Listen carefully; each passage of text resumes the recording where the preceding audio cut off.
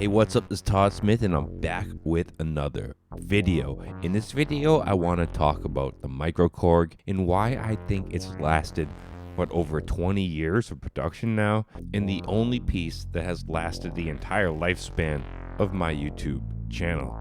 I'm pretty sure the MicroKorg is number one when it comes to production time. It's been in production for 20 years. I can't think of any other synth that has been in production for over 20 years.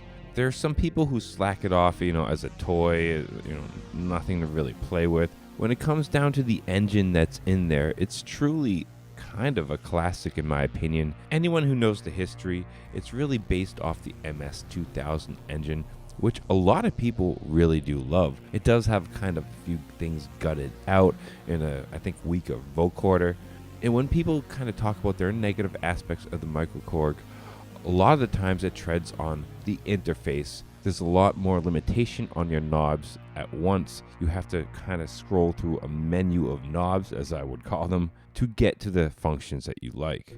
But there's many other synths on the market that kind of take the same approach that are really loved. I think the MicroKorg kind of gets a little harsh slack in that department, but that's my opinion. Everyone's going to feel different. But overall, you get a really classic engine, brand new out the box. So, the MS-2000s are great, but they're starting to get older. They're starting to have problems, maintenance. Even if you get one that's working, you never know when problems will show up. Obviously, completely out of warranty, and it's going to cost more out of pocket for you to get something done. Well, you can go get that brand new engine from a MicroKorg, with a brand new factory warranty, fresh, no one's ever touched it before. And today, that MS-2000 engine can do a lot. Yes, it's not the best engine in the world. You can spend a lot more money and get a lot bigger and better synthesizer out there. But for the last 20 years, while the MicroKorg has been on this planet, you've seen it in studios, small and big, around the world. And there's a reason for that.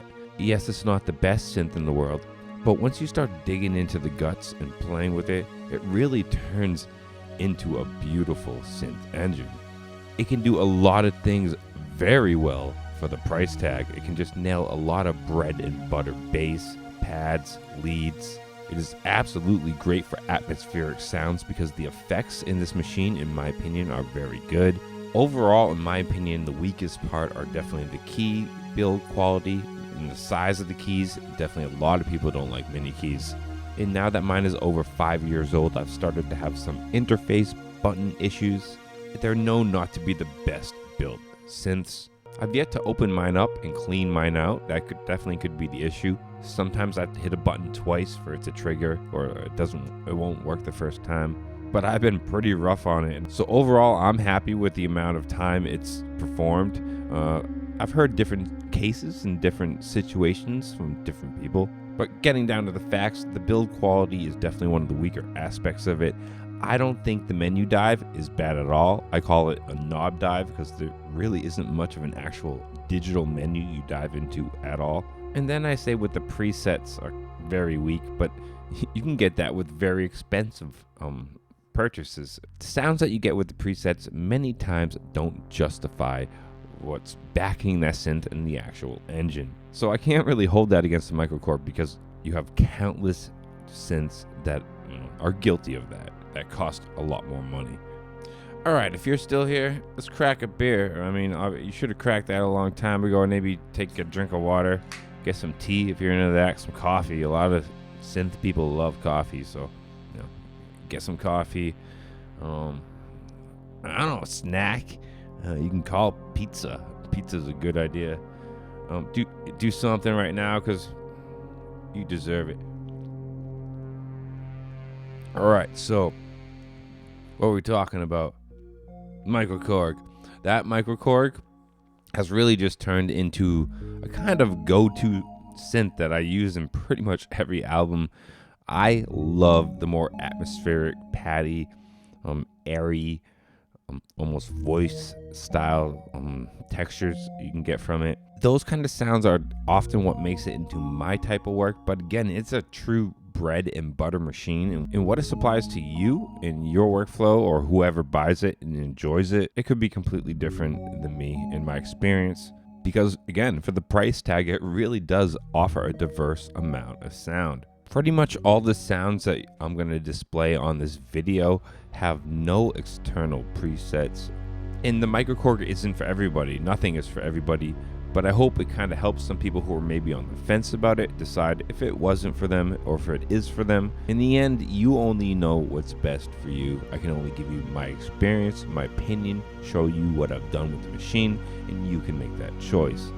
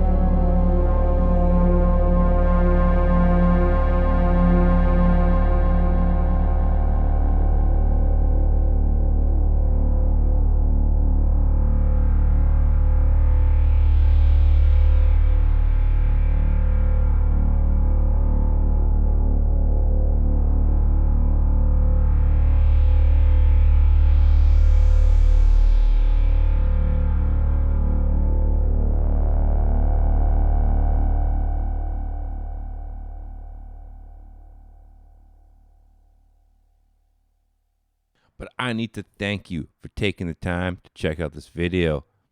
You guys are all keeping the dream alive, so stay positive, stay creative, support each other, and peace.